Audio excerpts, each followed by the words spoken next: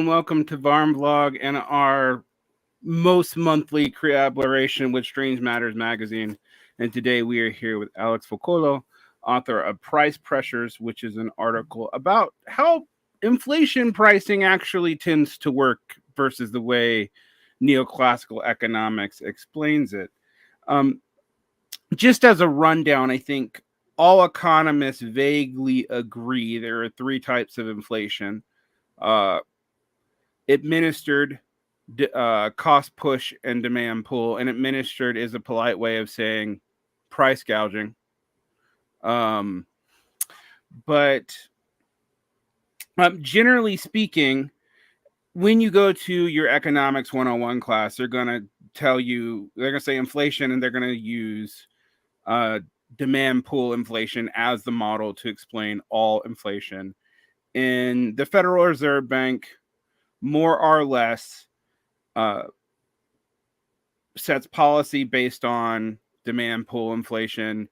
Sort of. We'll get to that. I mean, Janet Yellen's recent declassified memo indicates they've known for a long time that wasn't the case. It's not just a recent thing.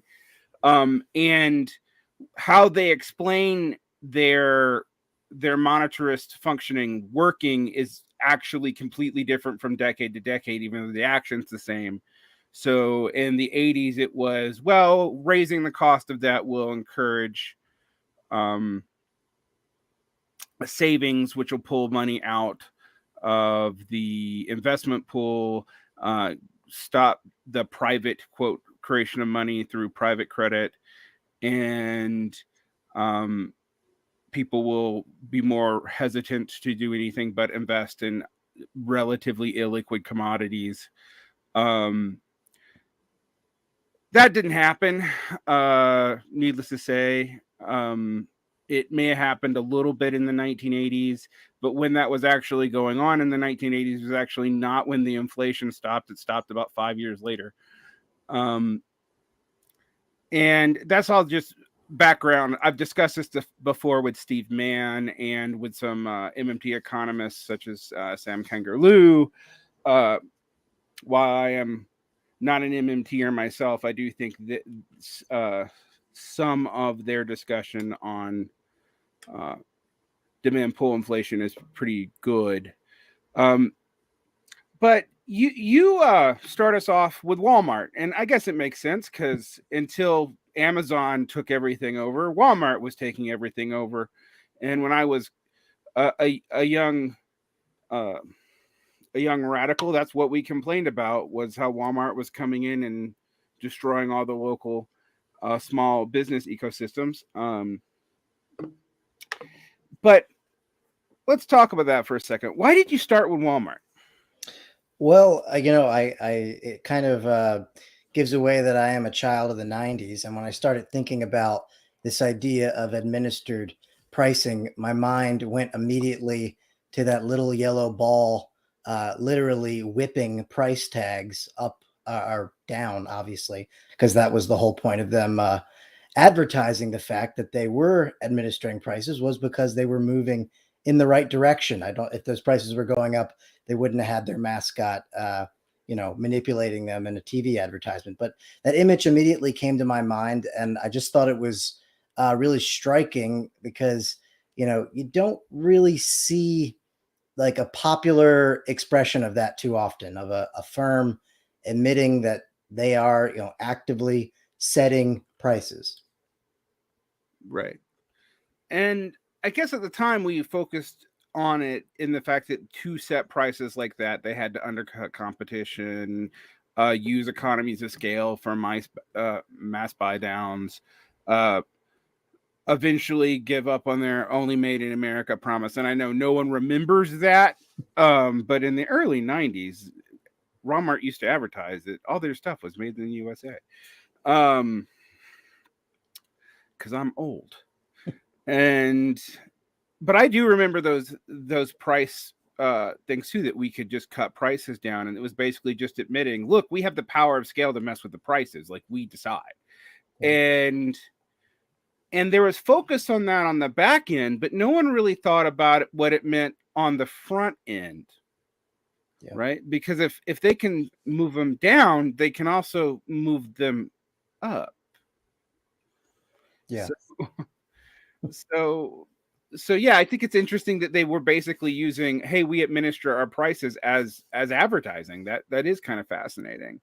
Um and I also remember basically I, I'm gathering I'm slightly older than you, but when I was in my 20s in the aughts, like this was the libertarian like discussion about how awesome Walmart was that Walmart had the economy of scale to administer prices, and like no one really, and like, so it's good for their consumers. So even if they lower, you know, even if they lower local wages, actually the cost of buying stuff at Walmart brings prices down enough that it actually ends up being the same or better, which was a dubious argument.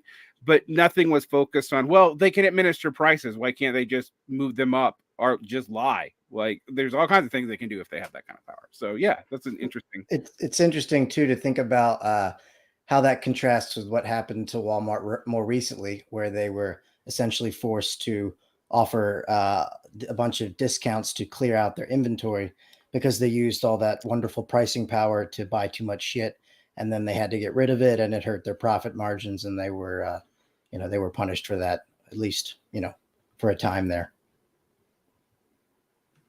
So what can we take about that though in the broader economy? Is it only mega corporations who work in retail like Walmart that can administer prices this way?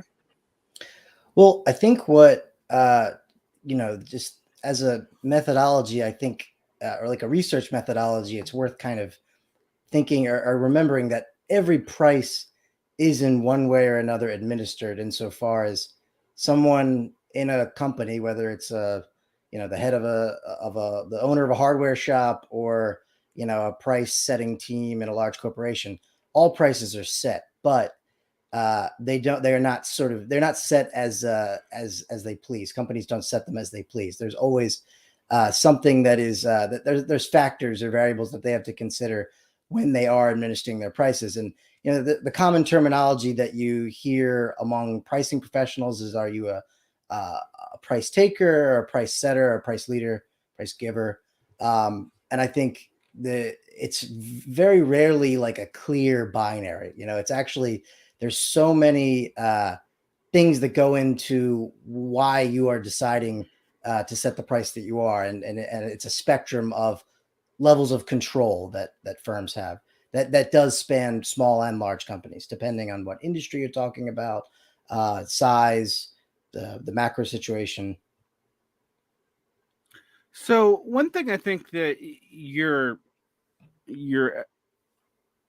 article makes pretty clear that I have always thought was obvious from when I worked in retail in my teens is that cost plus markup equals price.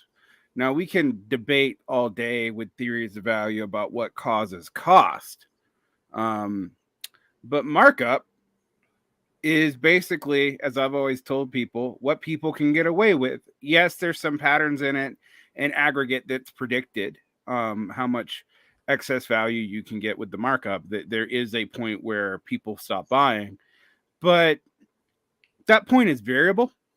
um, and and often we can't really see any patterns except at the level of very large aggregates. So I can't even look at like a store chain and make that kind of consistent prediction. You mentioned Stephen M. Lizo, and you said that Lizo, who is a chief value officer at Thales, says that like 30 to 40% of all companies basically are just doing a cost plus mock-up martyr. I suspect it's probably even higher than that, but how is that different from the way people are taught prices? Because this seems like obvious to most people, and yet I remember when I went and took economics in college that wasn't what I was told price was. I was either told we don't know how price works. That was one answer, is we don't have an answer. That was, I actually kind of refreshingly look back on that and appreciate that semi-honesty. Mhm. And the other was marginal utility, which is, well, um, not particularly like I've actually never seen it worked out with any empirical data. I've only seen it worked out deductively. So Yeah. yeah. So yeah, I mean, towards the end of my piece, I talk about this idea of value pricing, which I think at one level is how, like, that's like the sort of the aspiration that that a pricing team will have, is this idea that it's the customer's perception, which I think that's also sort of the neoclassical notion that, whatever it's worth to the customer, that's how much they'll pay for it. And as I kind of describe, and as a number of the people I spoke to more or less said to me, they didn't always say it up front, because it's, they don't always, they can't always see through their own biases, I guess, or their own the religion that they've sort of adopted. But it rarely works out quite that way, and it continues to be largely aspirational. And some people have chalked up the fact that it's not happening more often to this lack of resources, whether it's some type of specialized team that you'd like to have on hand, or it's some technology that you just need to buy and utilize, and then we'll be able to start pricing things based on this abstraction that is customer value. But yeah, again, it really kind of gets back to cost plus or competitive, which we can get into later. But Yeah. that seems to be the two that your average pricing professional, those are the two that they sort of talk about. So one thing I think is interesting, you mentioned Mark Cohen, who is director of retail studies at Columbia University, and I guess we should mention he was the CAO of Sears Canada. I don't know if Sears Canada fare better than Sears US, but maybe, I don't know. That was like, I don't know, man. Sears didn't do so well. But one of the things that that he brings up is that some of this markup is literally just historical. Like, we charged $120 for this last year. We suspect there's been like before 2020 3% inflation. Let's do a 4% markup, see what we can get away with. And that is generally how pricing actually goes. And so it's pretty predictable.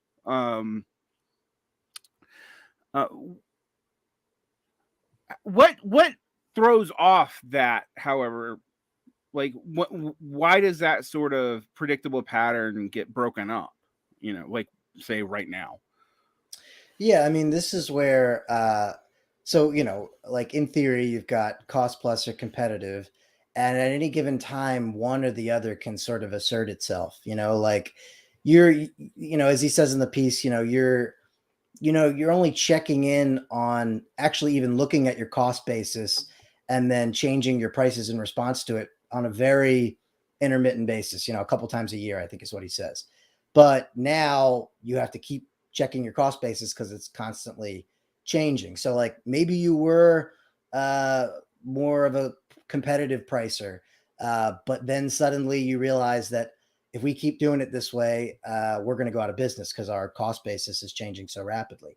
So it gets back to, inputs into your product are getting more expensive, and you start to notice that, and maybe you don't do anything about it at first because you don't want to lose customers, but eventually, if you don't, you're going to go out of business. So in an article that's in the same series as yours now, since Strange Matters has decided to devote a lot of time to leftist understanding of inflation, Steve Mann points out that there's a lot of like contamination. So, for example, if there's legit demand push inflation, for people speaking normie talk, if shit gets more expensive to make, then what you often see, though, is price contamination. So if one area has legit demand push reasons for raising its prices, it's just got to do it to keep up its profit margins, then you'll see all these other related fields that may not actually have not demand push, cost push. Let me get my categories, they're confusing. you see all these fields that might not actually have input prices get more expensive also go up with it. So I remember we were talking about this in cars. The reason why cars got expensive was low stock. Low stock was from lack of transistors. That was a very specific and real shortage. It is a scarcity issue. But so many things around cars that had no tie to the chip manufacturing crisis also went up because they were associated with something that was going up. I think we also have seen some evidence that this is happening in food, like for like a couple of weeks, for example, poultry got cheap, but eggs were still like 300% higher than they were like a year ago. So one area didn't go down with the other, and then you see poultry start creeping back up, even though it seems like a lot of the initial stock loss and having to kill a whole bunch of chickens for avian flu has been more or less resolved. So do we see a lot of evidence of that? And how does that play out in competitive pricing? What do we mean by competitive pricing? Yeah. So, what you're describing, so let's start with competitive pricing. So competitive pricing is basically the idea that you're looking at a major competitor and you're saying, okay, can we get that price plus or minus a margin?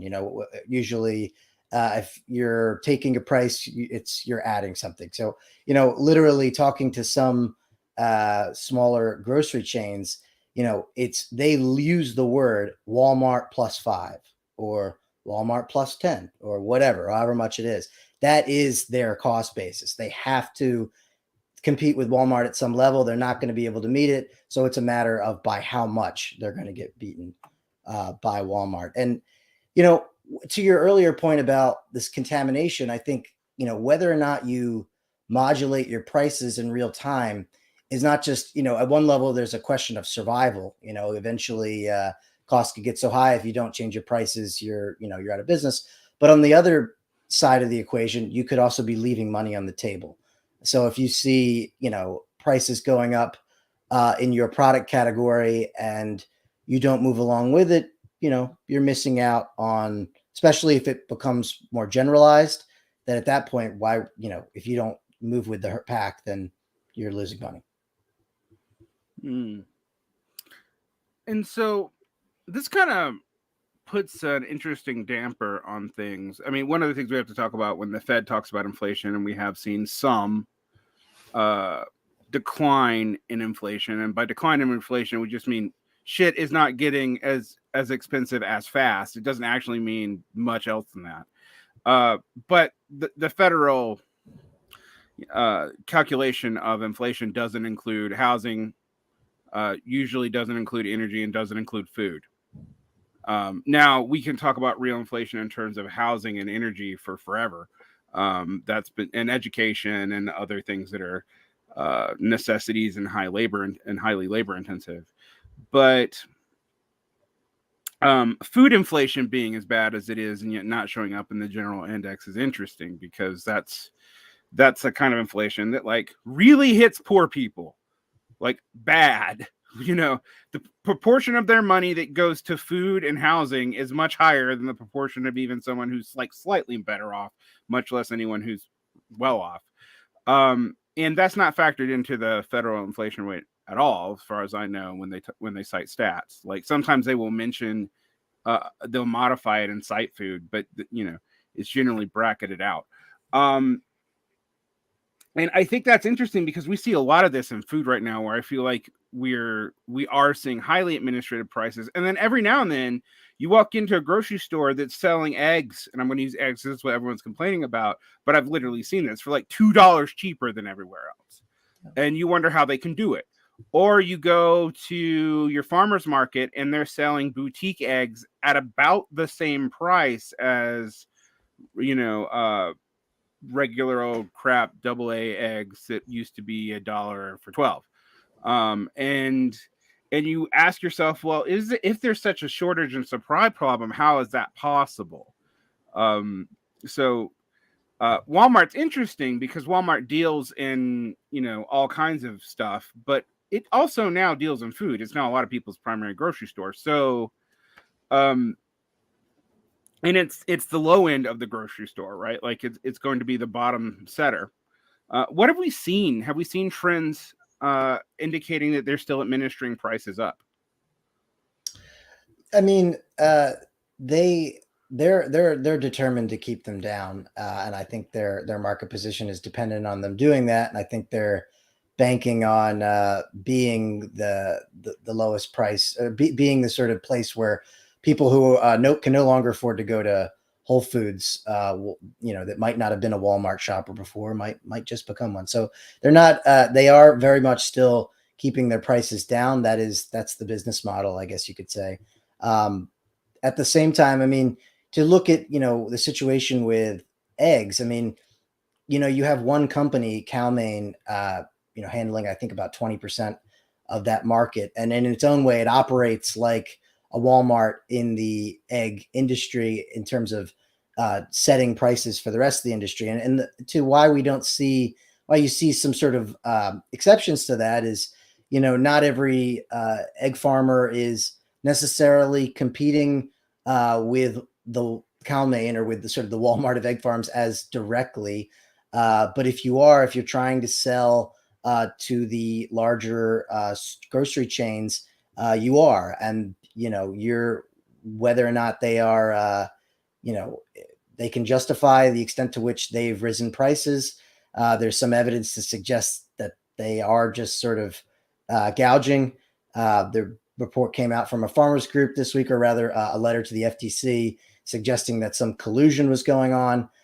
If that's what's happening, then that very easily could trickle down to other, small and medium-sized egg farms, while at the same time, there could be some, depending on their clientele, that, maybe can, offer it at a slightly lower price. Right. So, I mean, what we're talking about there, I guess, is monopsony pricing, right? So, like I wear glasses, and until those weird internet glasses companies came up, Luxottica had monopsony pricing on glasses, and they still do if you buy them in a physical place with actual people, which is why glasses pricing online tends to be like 1/10 of glassing prices in any retail store, because retail stores have to, well, they don't have to, but they almost don't have a choice but to buy from Luxottica as the primary wholesaler. So there are all kinds of things that are like that. Patents create that too, where it creates monopsony pricing, etc. So that explains, some of that. And I think people have not been paying attention to how much like food logistics has been consolidated in these big buyer companies, like not just in the United States, but worldwide. And it's actually led to some worldwide food instability that I'm actually quite worried about. But it also means that they can price like this. Like they can just decide administratively that, like, okay, well, we want to make margin. We know everything else is going up. We know we can get away with this for at least a little while longer. So fuck it. Retail eggs are $3 for 12. Markup from that is cost. Have fun. Like, yeah. And that does create an advantageous environment for, like, boutique local hens are, farmers market environment who don't deal with that. Just like Luxottica not monopolizing the internet created a very competitive pricing for glasses frames, right? But in general, you have to deal with these large purchasers and wholesalers because they're the people running all the logistics. And I think that is often not really understood. And I think you're interesting. I think your point on pricing 2.0 towards the end of your article, you talk a little bit about some of these kinds of constraints. What other constraints? Because it does feel like there's actually a lot of constraints on these administered prices right now. Yeah, I mean, one thing that I like to emphasize is that, like, a pricing structure is actually a really hard won thing. Like, if you can come up with a price at which you can reliably sell a bunch of shit, you don't give up that easily. Like that's as Cohen said at the end of the piece, the former Sears guys, that it really is history. Sales history is really the only and cost are really the only objective basis for price. So once you break away from that, in many ways you're completely unmoored.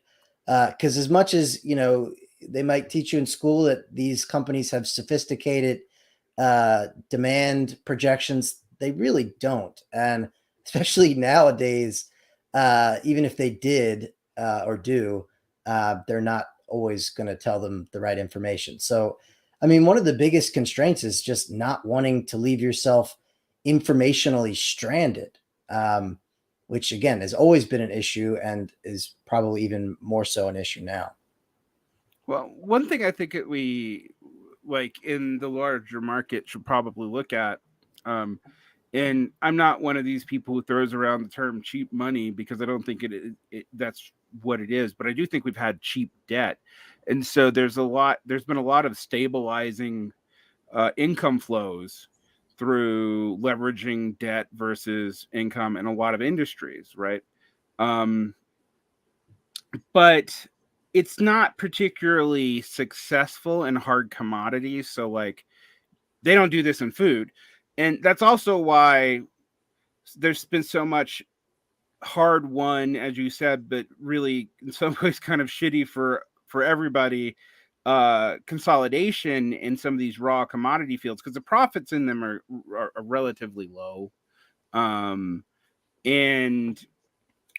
I think we saw this with the baby formula last year. Should have really been an indication for a lot of people with this, because it's like, wait, there's only 4 factories now producing all the baby formula for like most of the planet, and all it takes is one health code violation in one of them to completely disrupt the flows because we have let them get back that far. And since profits are low, there's very little investment, so like no one's been investing to make this thing more efficient.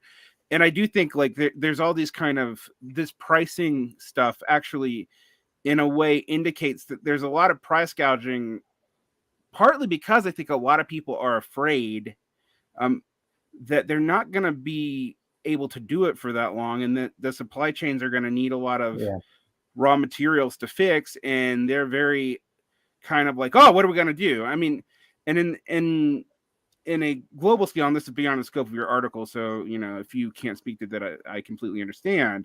But I've been looking at like all this movement to stabilize world supply chains and pricing chains and move and reshore stuff back, and that's going to take a lot of liquidity and a lot of time, right? And to buy that over, it is kind of instrumentally rational for a lot of these corporations to just be like, you know what, see what you can get away with right now. Like, because we need the cash flow and we can't get it any other way. Debt's too expensive at the moment.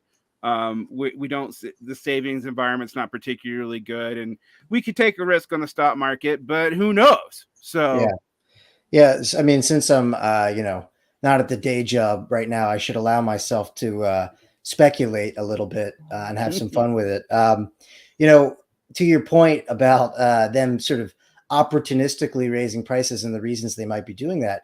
I mean, a lot. I'm sure some of your listeners listen to Odd Lots, and they had a egg farmer on this week, and he said, he basically explained that over the past few years, their profit margins were in the tank. I mean, they were having a really hard time, and now they skyrocketed, and they're. I have to imagine that one of the reasons they're doing that is not because they're expecting all this demand to come down the pike. It's the exact opposite. They're worried about the macro situation like any other company, and they're getting theirs while they can.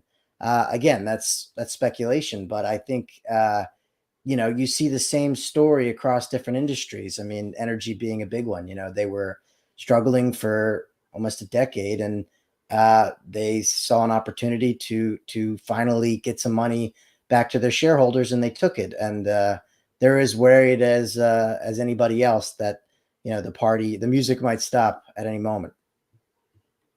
Yeah, it's very similar to like when I tell people, if you see very rich people hoarding lots of cash, it's not because they're making tons of money, it's because they're afraid that they're not going to be able to, and they want liquidity.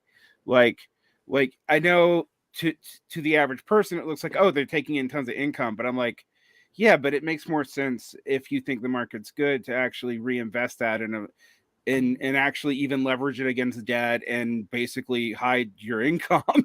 um and when they're taking all that income in, it's usually a sign that they think something's coming up, because otherwise staying highly leveraged is a way to lower your tax burden, etc.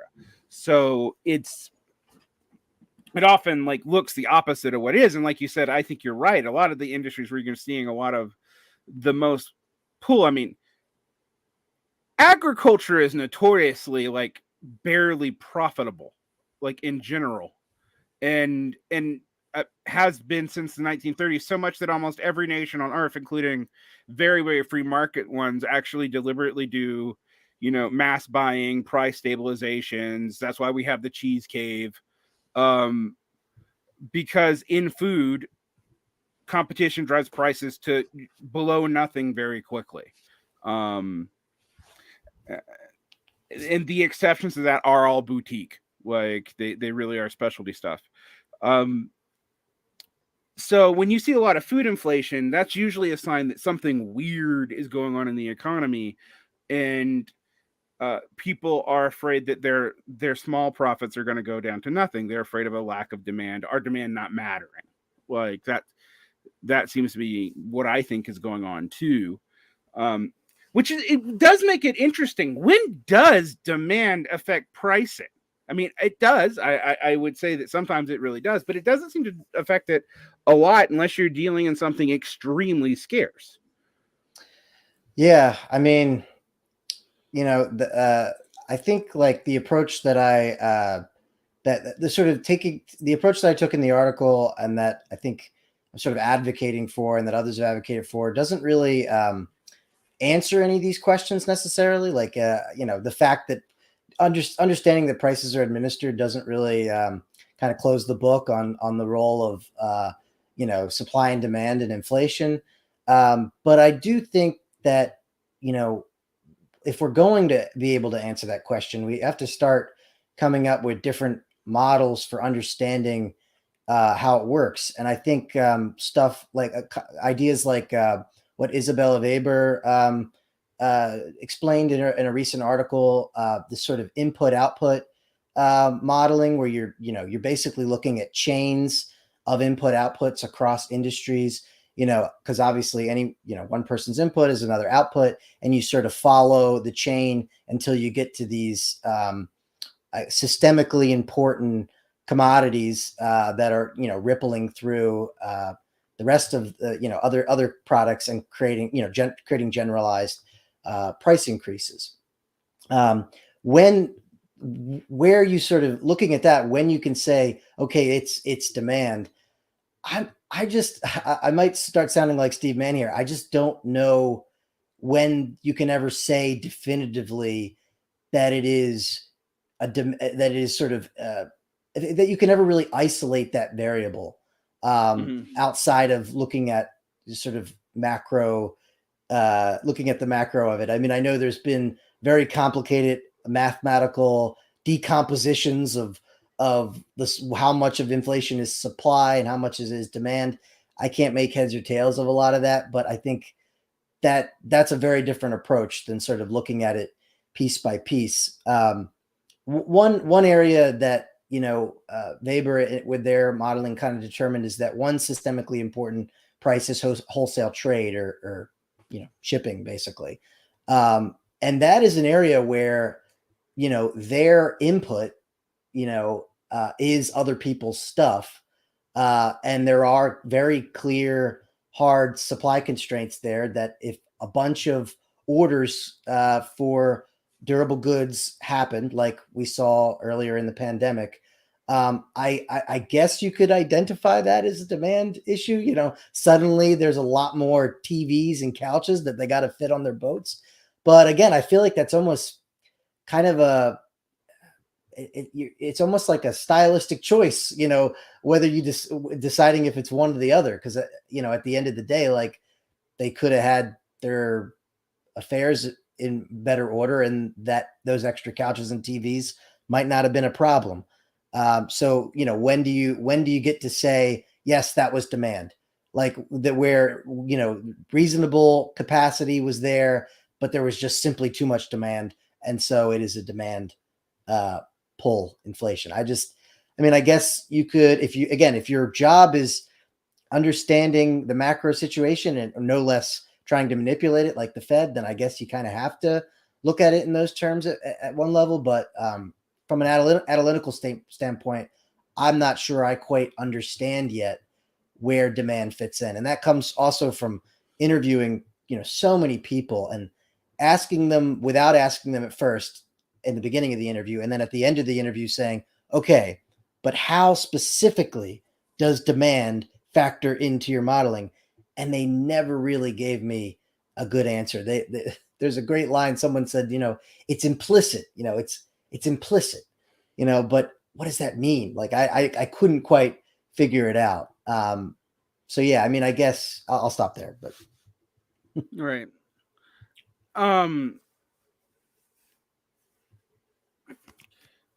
There is an issue in economic modeling, and I've seen it mentioned there, is in Neoclassical Economics 101, demand and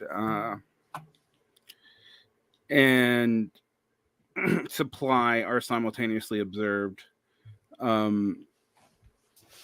I tend to be actually a kind of doctrinaire Marxist and say, no, they aren't. To be frank. And you can do that in your modeling, but to do that actually hesitates to deal with one of the primary ways in which people try to valorize capital, which is taking advantage of cost at production in one time and selling it against a market where cost at production is higher. And this is actually important in Marx. I don't know. People should go into that maybe a little more. But I find that that's why, for example, sometimes stuff like what Walmart was doing, which is overbuying, actually does make sense. Is because you're hoping to administer the price at a time where the general market could maybe make you undercut the other market more, but still make a profit off of when you purchase the actual item. We've been moving away from that in contemporary economics for just-in-time production because housing shit's expensive. And so it's maybe not as useful to talk about that anymore.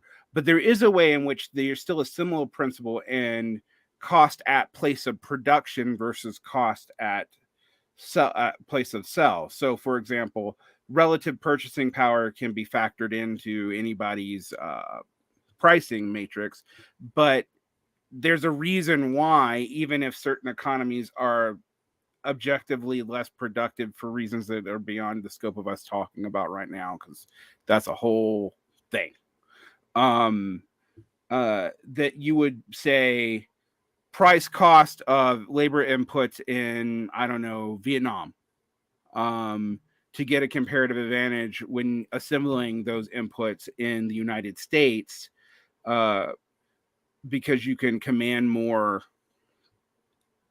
Well, you might have different kinds of skilled technicians in that area because of regional specializations, but B, also you can command more at point of sale. So that's all tied into this in ways that are not easily taken apart.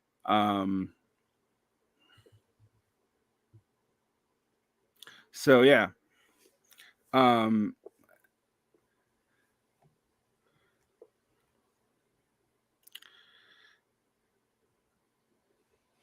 I don't want to get in. I'm about to get in an argument with someone who's spouting neoclassical economics at me. A good platypus Marxist, of course.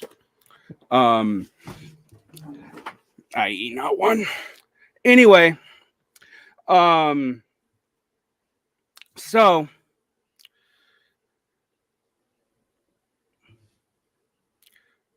The division between micro and macroeconomics itself is neoclassical economics, Daniel.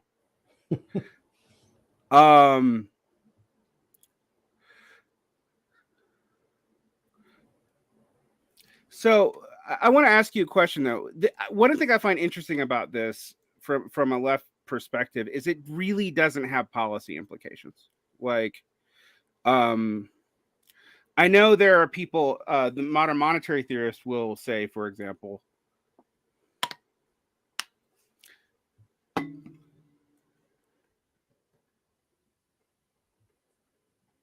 that if they follow Warren Mosler, that actually all this pricing can be backstopped by government purchasing, and that government purchasing always has monopsony power. I don't know that I actually believe that in everything. I think that they always use labor and oil and a few other particular commodities that actually don't work like everything else. And labor is monopsony powered by the government now because the government is still, even in neoliberalism, the largest purchaser of semi-skilled and a lot of skilled labor. But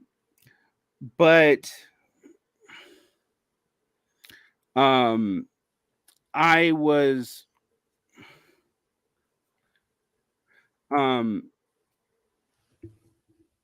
thinking about this in some different ways, and I have actually thought about it. Well, I don't know, what this implies for left-wing economic understanding as far as policy goes. What do you think are the policy implications? Well, I mean, I think the role that or the benefit that this can have, I guess, if we do some more of this work on the left, which I guess I'll just say, my whole sort of interest in doing this, after reading the article in Strange Matters, or the essay in Strange Matters, sort of breaking down the case for like supply chain inflation, was that, I'm talking to people every day as a business reporter, and just certain questions don't get asked. And it struck me that, okay, we keep asking about what's the role of demand. What would some of these people say, especially if they didn't really see it coming? Working at Cheddar News, people don't really see that, don't really think I'm coming for them necessarily. But I think the goal of it, just from a research standpoint, is, our capitalism is not quite Marx's capitalism, and I think all the ways that it's still capitalism. I'm one of those people that thinks it's still capitalism, not I don't know, feudalism, but it is capitalism. But it's a new. It obviously is changing all the time, and I think we need a research project that is capable of understanding all the ways in which it is changing, which is why I look to post-Keynesians and MMTers for, different ways of looking at the world, to understand it better. I would say, to be more concrete, if we can dig into a given commodity and understand, exactly what's going on, at the level of the firm, at the level of the supply chain, then I think we just have a better sense of the political possibilities that may exist, in that given specific sector. I mean, I think, it might not add up to anything, but the fact that we're thinking and talking about eggs is kind of awesome. Like, I love that we're just like, I covered it a little bit, back in the day when I was a business reporter in Delaware, but we never I never really had any much of an understanding about how that business worked. And now some people do. Again, that doesn't necessarily have any political implications if nobody does anything about it. But I do think there's value in picking apart some of these, concretely what's happening in some of these sectors, whether at the level of the price and at the level of the actual technical capacities that exist there, and what they actually have to say about price. Because that's the benefit of looking at sort of, or focusing on supply or cost push inflation, is you're talking about the technical, or the sort of the specifics of poultry farming, or whatever else you're talking about. So I guess the question becomes, it is good to talk about the specifics of economic relations, and we have a left right now that is very hesitant to really do that, other than to talk about currency itself. There is a focus on fiat currency right now. So it is kind of fascinating to deal with. There's not what I would challenge a lot of people to look at is there's not a lot of objective research going on in contemporary economic programs onto the way these things actually function on the ground. They really are mostly coming out of business schools and not in the economic end of the business schools, more like in consumer pricing and whatnot.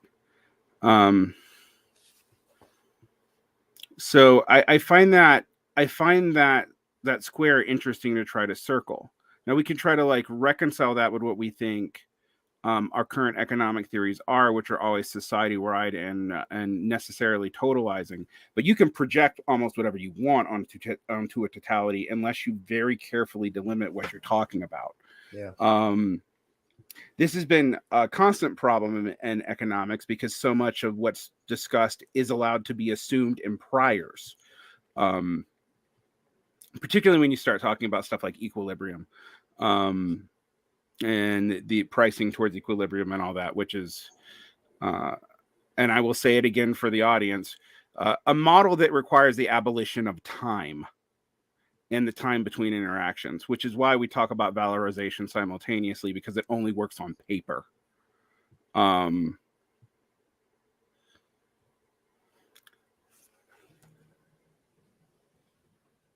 So I think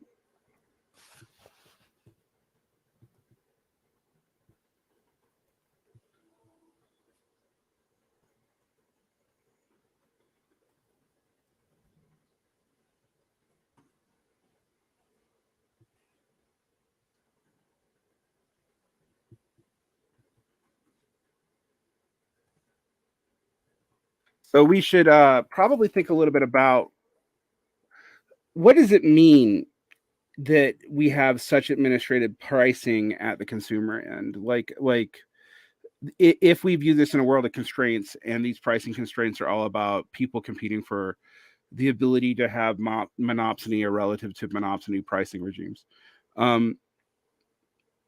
what does that imply about the role of retailers right now? Yeah, I mean, one thing I wanted to bring up at one point is, kind of looking at the politics of the Biden administration and the gasoline prices over the summer. Biden has and his administration has sort of, has been more vocal than other administrations and sort of pointing the finger at large corporations and saying, you're gouging or you're taking advantage of your monopoly position. But I think if you just sort of criticize the fact that they are monopolies and they are capable of administering prices and potentially gouging, if you stop there, I mean, I think that's a dead end politically. And I think, obviously there's depending on your politics, the solution to that is more or less radical. But I mean, even a lot of the post Keynesians now are really pushing for this idea that the government has to really basically get its hands in there. It has to get into these markets and make it so, whether that's buying a bunch of oil and stocking it away, or providing prodding a bunch of chip makers to set up shop in Ohio, or something more ambitious. But I think if you're just pinpointing the gouging, it's a complete dead end. And I think, if this these sort of charges that the egg industry is doing this right now gain traction, I think we're right back to where we started if it doesn't lead to anything but breaking up CalMaine into two companies or whatever. I think, not that maybe in a lot of some cases that would help. I'm not against it, but I just think it's, it ultimately will be a dead end because these, as we were saying earlier, these companies are doing what they're doing because they're trying to secure their own futures as, going concerns. And, it's this similar with, the gas producers. So. Yeah. Are there any avenues that you would consider very useful for research right now,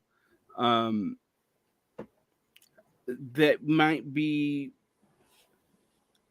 productive in trying to get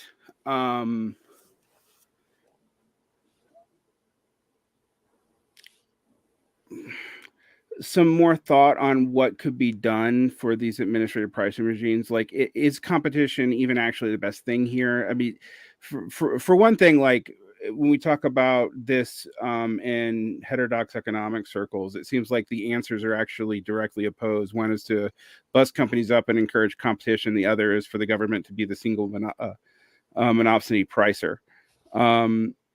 And we would need more research, for example.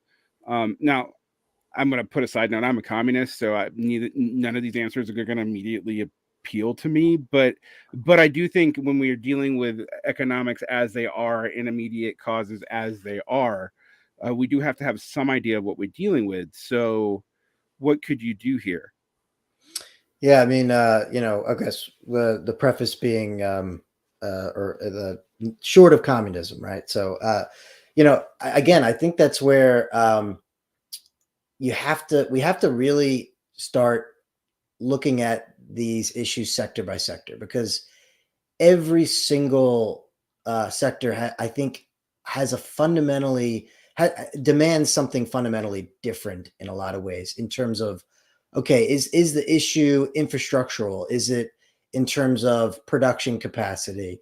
Is it a labor shortage? Is it an input that is very difficult to get your hands on? I mean, the list goes on and on. And I mean, I can only speak as a reporter in terms of what kind of research we need. But, after the pandemic, we saw a bunch of publications hire a supply chain reporter. And frankly, it's embarrassing that it took till now for them to do that. But I would hope in an ideal world, this won't happen. Not only will that supply chain reporter not get laid off after the next thing happens. I mean, maybe it's a crypto crash, or maybe who the hell knows? But that might have already that might we might be past that already. But whatever the next thing is, I hope they keep that guy on. And not only do I hope they keep that guy on, I hope they hire a guy who is a person who's looking specifically at just eggs, or just grain, or just copper. Bloomberg does this, but we can't just leave it to them, to have these or the private consulting groups that are doing all this on the ground research.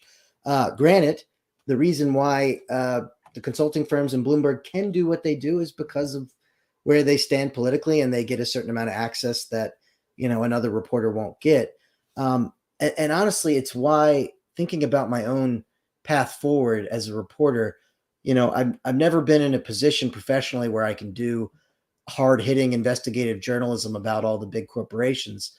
And, maybe I would like to do that someday, but I think there is a role for people who are just covering this stuff day to day, and who are able to talk to entrepreneurs, executives, and speak to them without going after them necessarily for all the inevitably all the horrible shit, or all the horrible shit they're inevitably doing.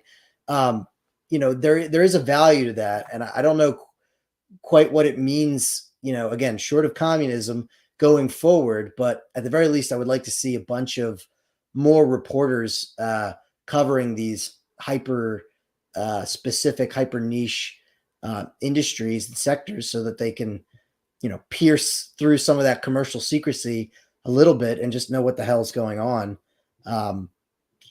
so we're not sitting here completely baffled when we realize that just-in-time manufacturing and just-in-time shipping has turned our entire global trade system into a glass house. That we can't allow ourselves to get snuck up on again like that. Right. At least for those of us who are trying to be in the know. Yeah, I think that's important. And I think also approaching this from a totally deductive approach means that we're never going to get ahead of that in any meaningful way. Particularly when one is making discussions about pricing around commodities the same as commodities themselves, aka assuming commodity money. But anyway, so I only do live shows for specific people, and one of the reasons I do live shows is to get people to actually engage with Strange Matters magazine, because it actually pays its writers. I know that's rare. That was awesome, Varn. Let me just tell you that right now. I did not expect money on that gig, and when I got a whopping, maybe I shouldn't say it out loud because I don't know what but it was hundreds of dollars as opposed to nothing, or $50, which I've worked for before. Yeah, I was about to say, in my years of writing articles, one of the reasons why I stopped, despite everyone asking me to do it, is I'm like, I don't make any money from it. And while I don't like to be motivated by profit motives, if I'm spending all my time writing articles and I make $200 in 5 years, that's just not a sustainable use of time. And so, yeah, they try to, their Strange Matters is aiming to pay slightly above market rate for all of its writers. And so if you can support them, you should. It's run as a co-op. Everything goes back into the production of the magazine, supporting the writers themselves. And I think it's been doing really good mixtures of theory and journalism on economic issues. I also think it's interesting on cultural issues. There's a bunch of stuff going on. I know I'm sounding like a salesperson, and communists are not necessarily the right people to ask to sell stuff to you, but it is a good journal. I do subscribe myself, and I'm physically holding up a copy to remind you. And when you're supporting them, you're supporting writers like Alex here. So it's nice for them to be able to eat. Eggs are expensive. We just spent an hour talking about that. Is there anything you'd like to say in closing or plug? So anyone who knows my name knows that I just wrote an article about maintenance for Noema magazine, which I think is a really interesting concept that also kind of gets at some of these questions of how we sort of extricate technical problems from economic problems, or the extent to which we can't extricate them. That's something I very much plan on writing about more in a more expanded form. I'll just say that. So if anyone has any expertise in trying to understand why we let so many things fall apart, whether it's our electronics or entire cities, that is something that I'm very passionate about and would love to speak to more people about in the coming months. All right. Thank you so much. Have a great day. And everyone should check out your piece. It is available online. It's Price Pressures. It's part of the series on inflation if you scroll down to the bottom. Thank you. Thank you.